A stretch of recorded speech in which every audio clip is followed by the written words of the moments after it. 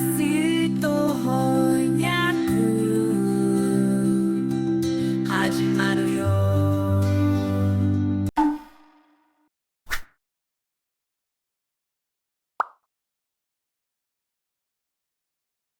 皆さんこんにちは、花です。今日メダリスト第11話を見ています。今朝私はスケートに行きました。いくつかの短い動画をお楽しみください。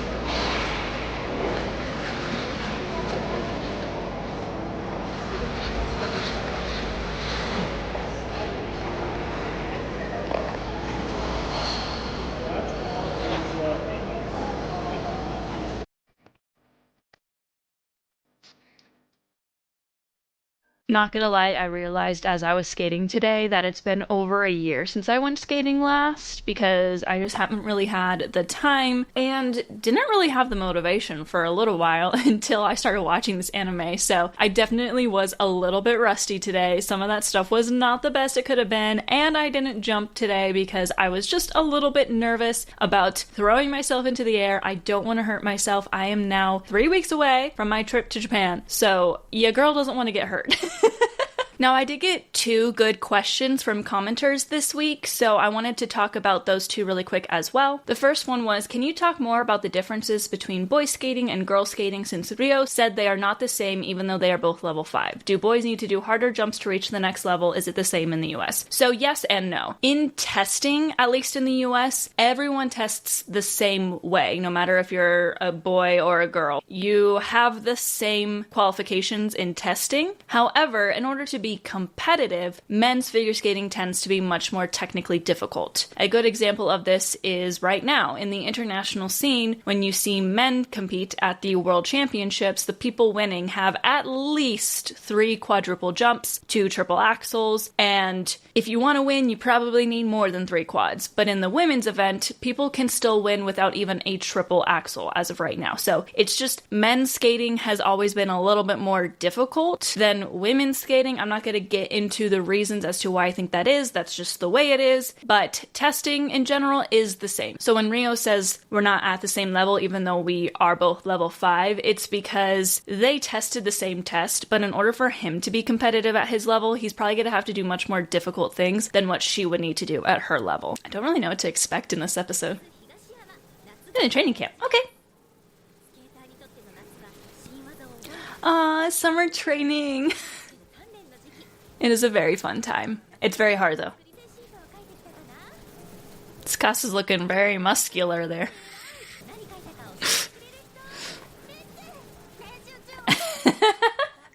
I have to pause it already. One of their goals was to not talk during practice. That is so true. You become such good friends with your skating buddies, whether you have the same coach or not. And the amount of times that our coaches were yelling at us to stop talking and start skating during our sessions is very high. So that is very realistic. Also, summer training camps, I just mentioned, those happen a lot in the States too. It's very, very common that once summer hits and skaters are out of school, there's off-ice training, there's on-ice training, and there's all kinds of things. I remember when I was competing when I was in like high school, I would be at the ice rink for I would get there at about 9 a.m.-ish, skate for an hour and a half, do an on-ice lesson that was 45 minutes, and this would be like choreography lesson, ice dance lesson, or stamina stuff. And then I would also do an off-ice training. This could be ballet, stretching, or like strength training. And then I would stay at the rink because I would need to coach later in the day. So I'd be spending like 10 hours at those rinks. So it brings back a lot of memories thinking about summer training camp and how much I always looked forward to summertime. Summertime here where I live is really, really hot and miserable, so it's very common to not look forward to summer here. But during those times in my life, it was something that I really looked forward to because summer training was really, really fun. You could hang out with your friends. I would have friends that were also doing what I was doing, which was doing all the summer training in the morning and then coaching later on in the day as well. So we would just be spending the entire day at the ice rink together, and it just, one of my favorite parts about skating was my friends that I had and experiencing just the fun of being at the rink all day. Oh, okay. So she's gonna go for double axel and triple sow. She still has a long way to go, because you're cringe. Wow. Hikaru was doing a triplets triple loop, which is the most difficult triple combo. She's not gonna hold a candle to her if she's just doing a triple sow and double axel. Oh, Mike's back! She looks quite a bit older.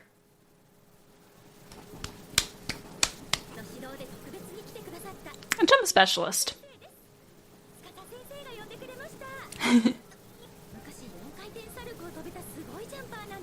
That's impressive. Yeah. That's one thing about summer training camp too, is like all the skaters have their own private coach, but all the coaches at the rink usually work together during summer training and offer different things for all the skaters, and it's really fun. And she's 12 now, I'm assuming.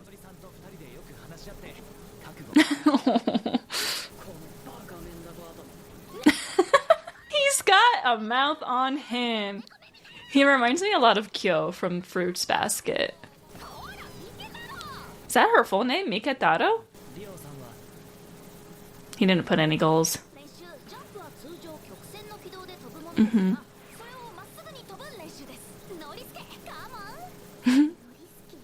Maybe not then. Maybe she was just adding a nickname.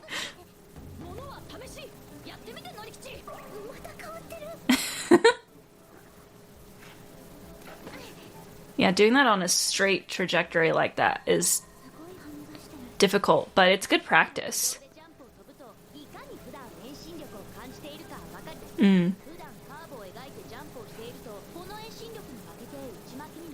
Yeah, you don't want to go too far into the circle. A lot of coaches will try and teach skaters that have a strong hook on their jumps to go straight. You can't really jump completely straight, but at least thinking of jumping straight will help you not go too far into the circle, which is going to throw you off balance. I'm trying to explain this without like getting really deep in the technique. Good double sounding.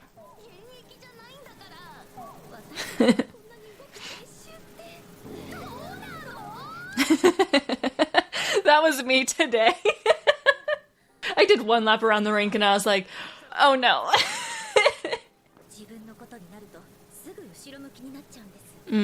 I feel like that's so common for people like that who are very kind. They're always the toughest on themselves, but they just hide that. I can relate.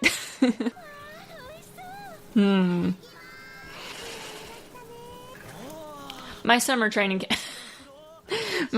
camp didn't have like a whole hotel that we were all staying at together. We all just went home. It was all the skaters from that local rink.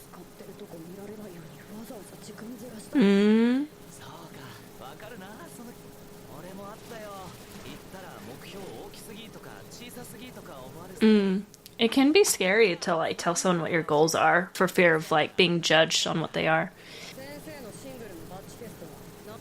Yeah, how far did he get before he switched to ice dance? Wow. Okay, so I kind of talked about this a little bit in the last episode. I just want to reiterate that while it is fairly common for ice dancers to teach ice dancing and freestyle skaters, so jumpers, to skate or to teach jumping, that does not always mean they can't cross paths. My jump technician was an ice dancer, but he knew how to teach jumps. Like, he could just get down to the extreme details, down to where your fingers finger was supposed to be placed. And my very first lesson with him, when I started deciding that I needed to work with a jump technician, he had me landing a jump that I had never landed before. So it's not that it's impossible. And it is perfectly common also for coaches to teach skaters who are at higher level than they were. What I think is happening with Rio is, of course, he grew up in an environment where the way June, I think is his name, coaches them is just by showing, which is actually a very uncommon way of coaching. When I think about most of the very, very famous coaches in the world right now that have world champion level skaters, they're not even out there on skates. They're on shoes. Because you don't have to show it, and most skaters don't learn by just seeing it. They have to be like placed in the position. Like I had to have my coach literally put my leg where I needed to put it, put my arms where I needed to put it when we were standing there against the wall so I could feel how it felt. So I think Rio in this situation just isn't aware that there are different kinds of people who can coach. I know last episode I kind of focused more on the idea that like retired skaters are coaches and they can't just go out and do a double axel because they're retired. But at the same time, coaches who never landed a double axel, that doesn't mean that they don't know how to teach it. And on the same breath, coaches who can still do a double axel, that doesn't mean that they can teach it. I'm almost half a mind to think that we are leading towards June actually not knowing how to teach. He just can show, and Hikaru just happens to be a genius who can see it and then do it. I think that's kind of where we're going, and Rio is just not used to that. So he's going to very much question Tsukasa, obviously. So I'm interested to see where this takes us. It's a back and forth. A lot of times you will see that most ice dancers are going to teach ice dance. However, there's always exceptions. And of course, kind of like how Inori is an exception, she is part of the 1% that's moving through things extremely fast. I think Tsukasa is as well, because he's also kind of a main character. I actually find him being able to teach higher level jumps more realistic than Inori's growth rate at this point. She trusts him, because what level you are at doesn't determine what you can teach. It's a very different thing. Okay, I wasn't gonna say anything!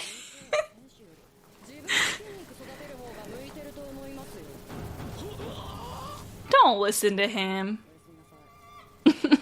You can do both, Tsukasa. You're good at coaching.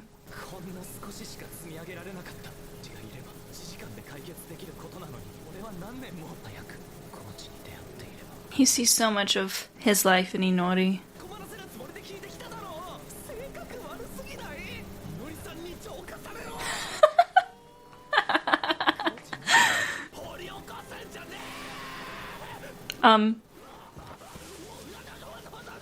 Bro.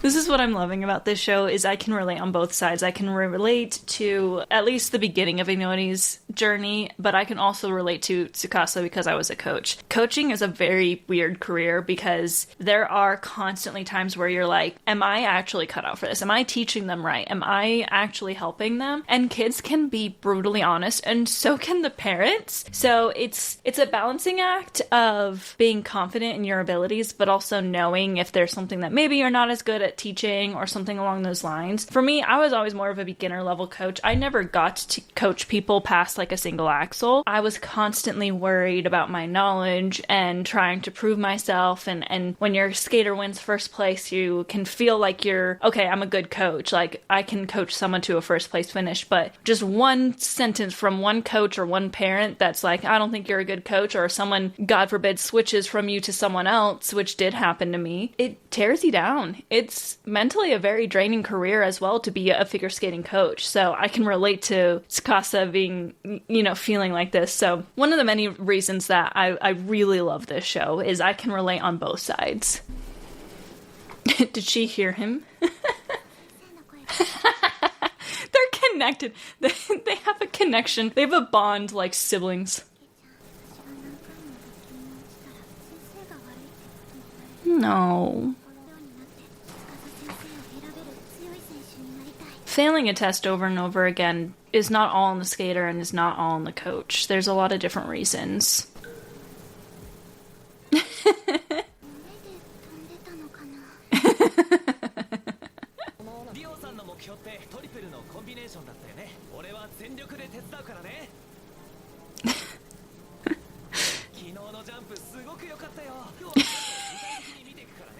Tell me why this is reminding me. Giyu-san! Giyu-san!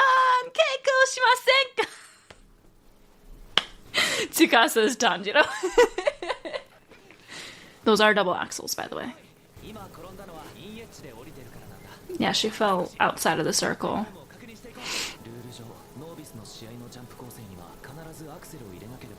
It's very common. Once you get to a certain level, an axle type jump is required. You have to do one.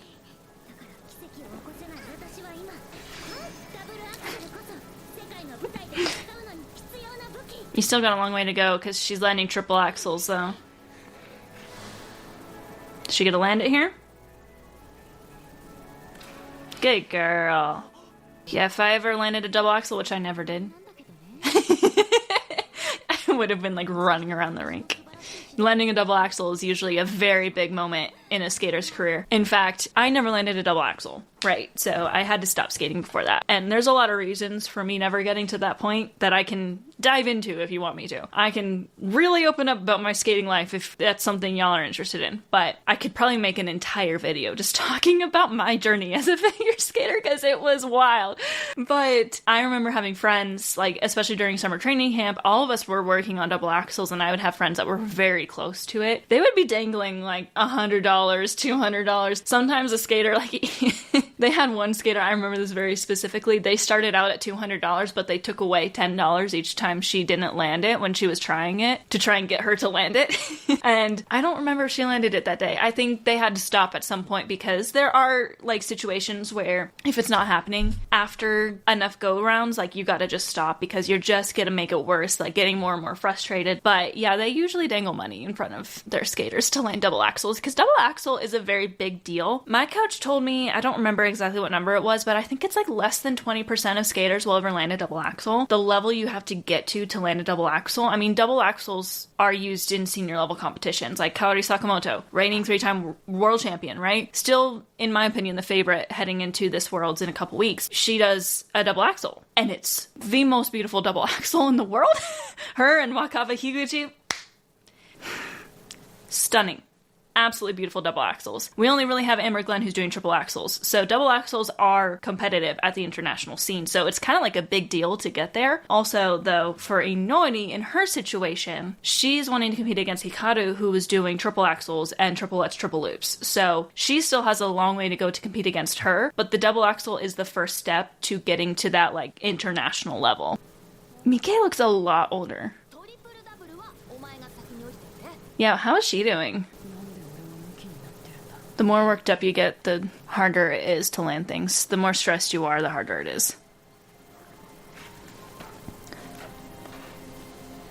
Good double lutz, double toe, double loop.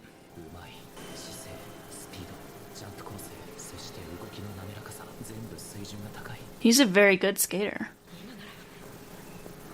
Triple sow. Triple sow cow. Come on. A little under-rotated. So he hasn't landed a triple yet?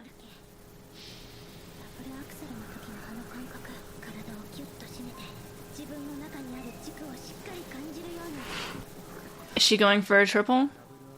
Are we gonna land a triple as well? 2.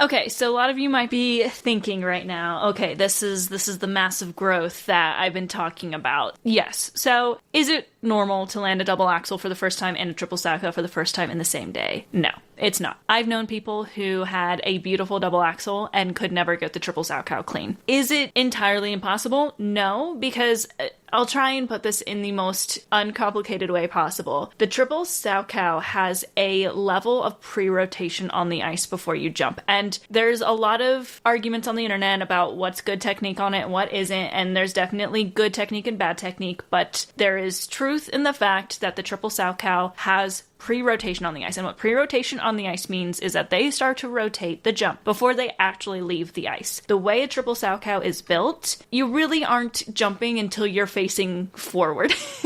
Again, I'm trying to say this. It's not an axel. It is absolutely not an axel. It is absolutely more difficult than an axel. But it is a little bit of a spinny on the ice before you jump. If you go more than half a rotation, then that's where you get into the realm of like, that's just not good technique. Pre-rotation is widely perceived as bad technique. In some cases, however, it is natural. And the triple Salchow is the jump where it is most natural. You can go overboard on it. But what I'm trying to say is a triple Salchow, technically in the air, is still really only 2.5 rotations because of that little extra half rotation on the ice before you jump. So while this is incredibly fast, this is incredibly difficult to do, and not many skaters will do it, it's not entirely impossible. I'm just going to throw that out there. Inori, I've already accepted, is going to move very, very quickly, but I'm still going to talk about she's the 1%. This is not common, but it's not impossible.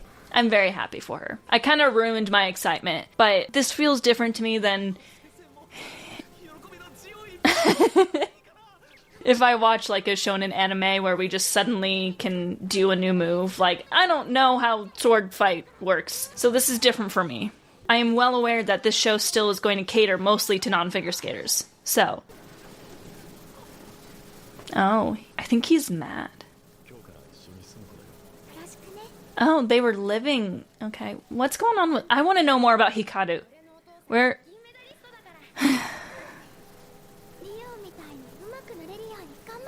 It is really hard to see a skater that you start out, like, helping to watch them get better than you. It's really difficult. Damn! Ah, the feet of a figure skater. Not pretty. I think Tsukasa needs to dial down the the joy a little bit with him. Because he is very skilled, but when you watch a skater pass you up, even if they're a 1 in a million skater, that can do something to you. Yeah. He's been spending his entire life chasing 1 in a million skaters, and he's still good, but not that.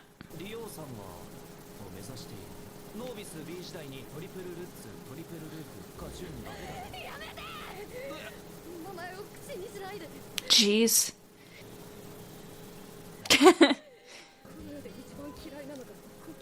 Dang!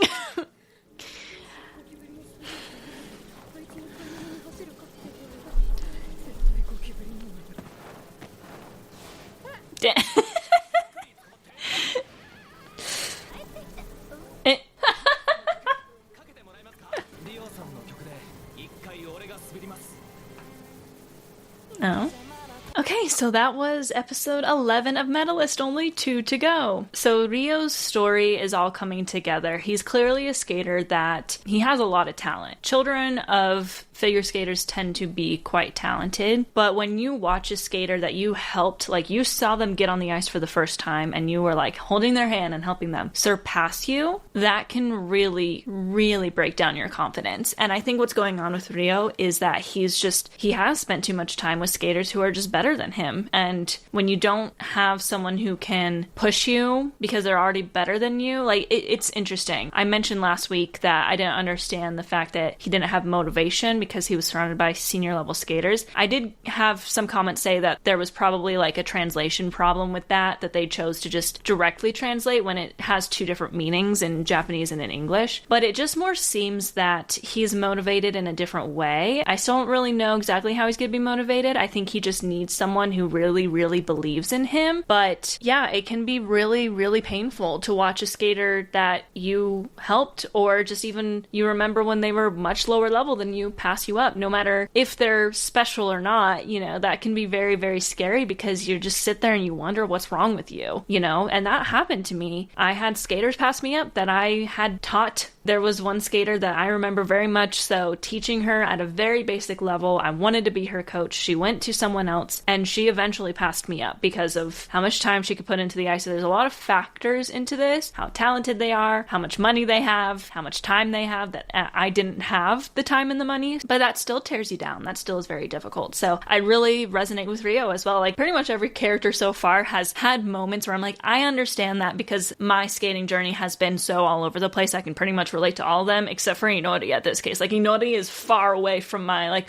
oh, I can relate to that now. I could for the first few episodes and now I'm like, well, she's progressing pretty fast. I can't really relate to that. So, you know, it is what it is. Okay, so the second question I wanted to answer, I got a comment and they were asking, why don't skaters do a Lutz or flip combination at the end? Because I talk a lot about how in combinations, you put a toe loop or a loop at the end, and that is because of literal just mechanics of what your body's doing. So I skate right-handed, which means I always land on my right foot. There are no jumps except for the Euler, which I'll talk about here in a moment, where I would land on my left foot. Every single jump I land on my right foot. However, not every jump takes off from the same foot. A flip and a Lutz, for a right-handed person, you actually have to pick with your right foot. So you cannot do a combination jump off of another jump with a flip or a Lutz at the end because you are on your right foot. You cannot pick with your right foot. There's one skater in the US, her name's Sonia Hilmer, who does a triple Salchow, double Salchow combo, which double Salchow, or just Salchow in general, is the same issue. You don't pick with your right foot, but your right foot has to be in the air to launch. She actually will do a triple Salchow, and then she will jump the other way. Like she will do a lefty double Salchow combo. But that's super uncommon. It's really hard to be able to master jumping the other direction from what you naturally jump. So you don't see that very often. What you see more often to try and do a flip would be a triple flip, Euler, triple flip, right? And what the Euler does, it used to be called a half loop, and it is essentially just like a hop over where you rotate half and you end up on your other foot now. So like I landed on my right foot, I would do an Euler. It's a half rotation. I'm now going backwards on my left foot, and now I can do a flip or a Salchow that I wouldn't have been able to do without putting that Euler there. But keep in mind, a lot of skaters don't do this anymore because an Euler is going to make it a 3-jump combo, which you're only allowed to do once. And it kind of cancels out the third jump because you are only getting the base value, I think, of less than a single loop. They recently changed it. When I was skating, it was called a half loop and it was just in the system as a single loop, but they changed it to an Euler because I think they wanted to make the base value go down a bit since it's not actually a full loop jump. So a lot of skaters don't do this combination anymore because it's not worth it because you're canceling out your third jump in your 3-jump combo because it's worth like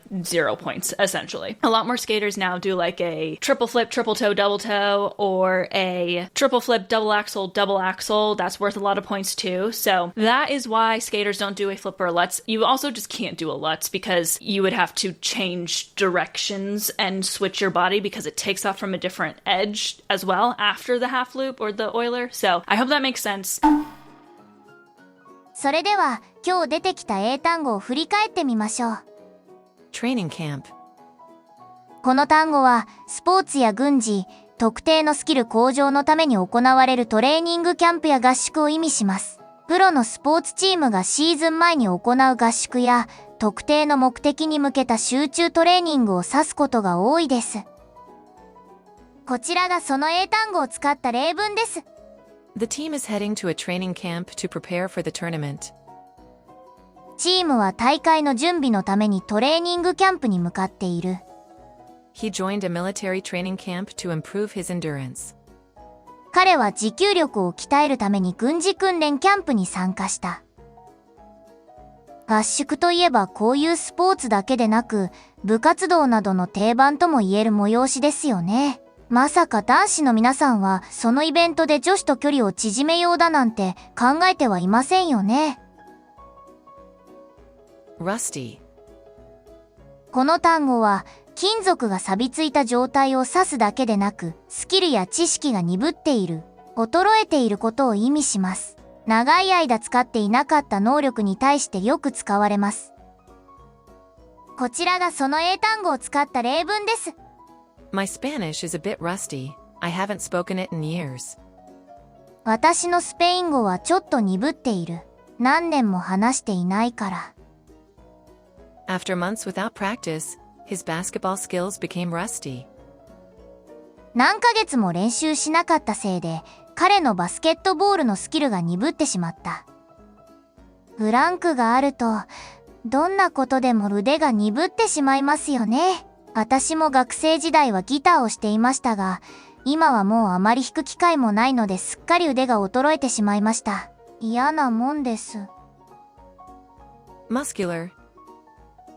この単語は、体が筋肉質である、たくましいことを意味します。フィットネスやスポーツ選手に関する話題でよく使われます。こちらがその英単語を使った例文です。He has a muscular build from years of weightlifting. 彼は何年もウェイトリフティングをしてきたので、筋肉質な体をしている。The superhero was drawn with a highly muscular physique. そのスーパーヒーローは非常に筋肉質な体型で描かれていた。司先生は本当になんというか、無駄にムキムキの体をしていますよね。あんなにムキムキの体になってしまうのは、イケメンキャラの宿命とも言えるのかもしれません。みんなも体を鍛えましょう。 Hold a candle to. この表現は、何々に匹敵するまたは何々と比べることはできるという意味のイディオムです。通常否定形で、には到底及ばないという意味で使われることが多いです。こちらがその英単語を使った例文です。No other player in the league can hold a candle to him. このリーグで彼に匹敵する選手はいない。That new restaurant doesn't hold a candle to the one we used to go to. あの新しいレストランは昔よく行っていた店には到底及ばない。祈りも順調に成長しているとはいえ、光にはまだ到底及ばないですね。祈りのような才能の持ち主でも、現実的に世界で戦おうとなるとかなり厳しいものがあるのかもしれませんね。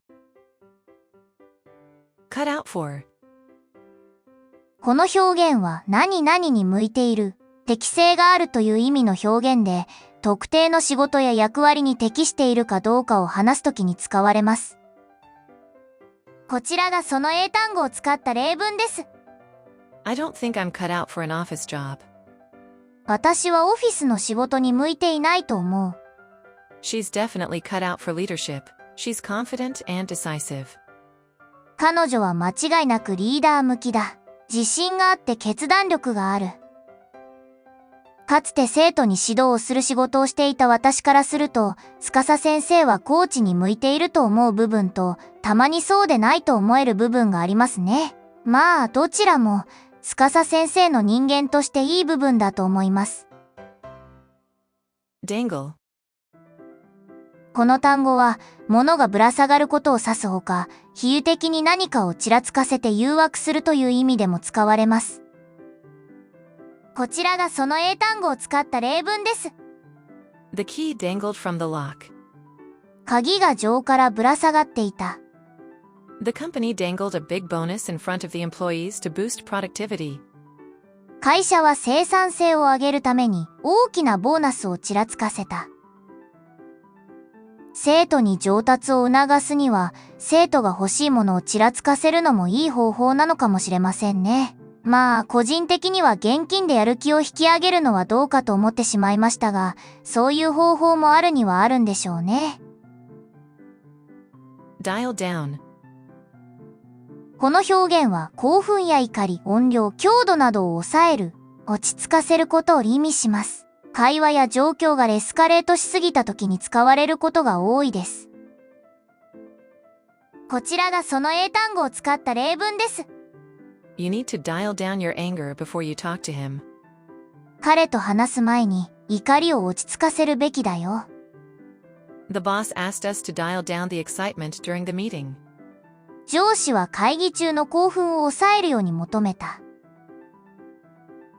司先生はやる気はもちろん十分ですが、おとなしい生徒には少しだけテンションを抑えめにした方がいいかもしれませんね。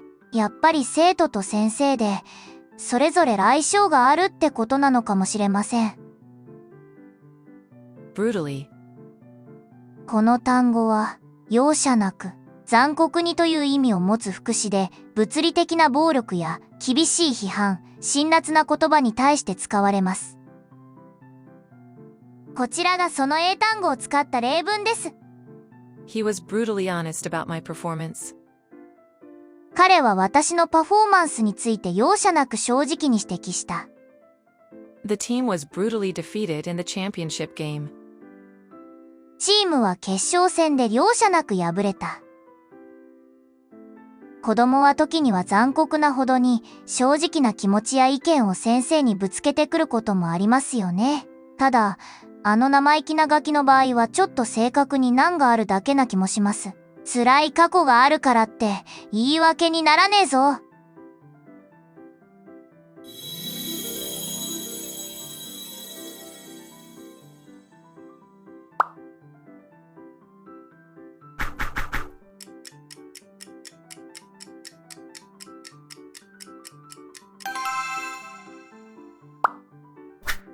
Surpass.